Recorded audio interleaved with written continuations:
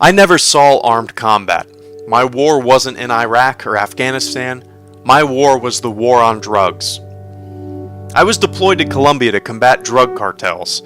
On a daily basis for 7 months, we would see a blip on our radar, launch the helicopters, divert our ship towards the pinged object, and full steam ahead. We would don full Kevlar, submachine guns, and riot gear, board the boat in question, and proceed to detain the individuals on board.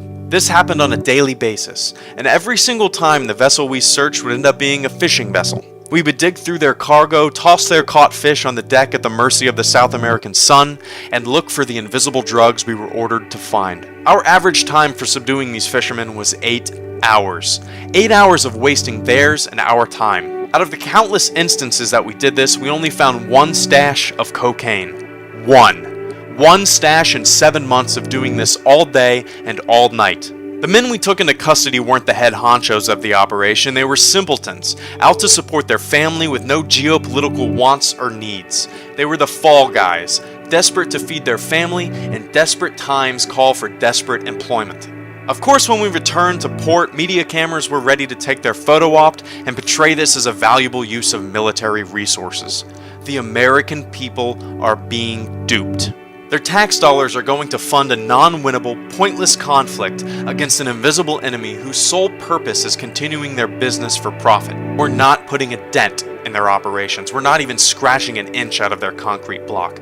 The war isn't meant to be won. It's meant to ensure defense contractors that the military-industrial complex will have a constant and continuous battle against a foe that can never be defeated.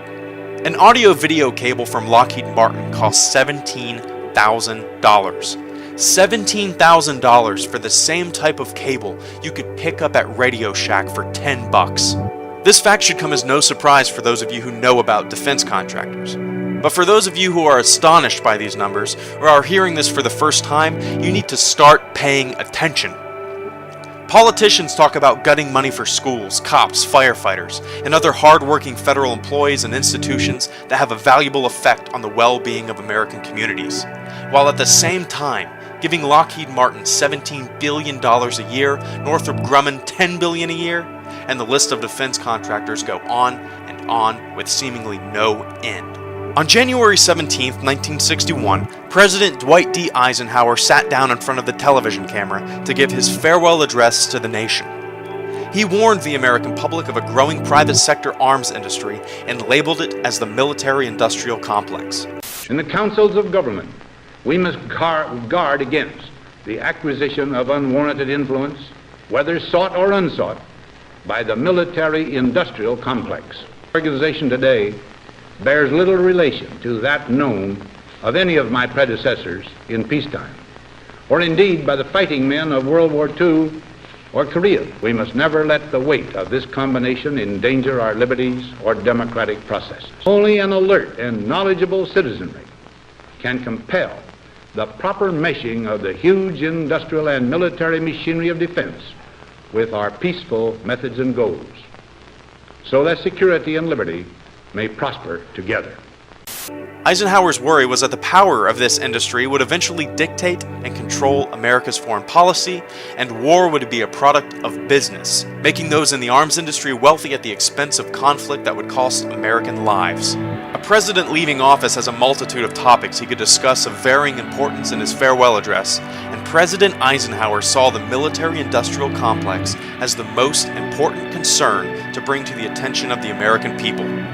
That says something. It should be discussed every day as our nation's defense industry grows, as our nation's foreign policy expands, and as we inch closer and closer to yet another military conflict. United States of amnesia.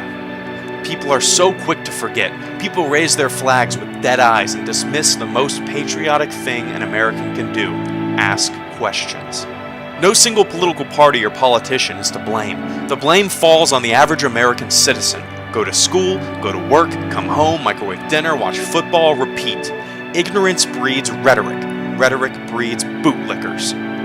The non-thinking among us are easy to seduce into a rah-rah team cheer for action they know little to nothing about. Never support a war unless you're willing to send your son or daughter, husband or wife, into harm's way to fight and die for a cause. Never support military action without first thinking about your loved ones feeling the sting of battle.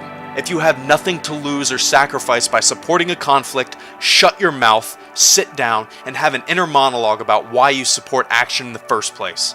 Quit being a cheerleader when you have no personal stake in the game.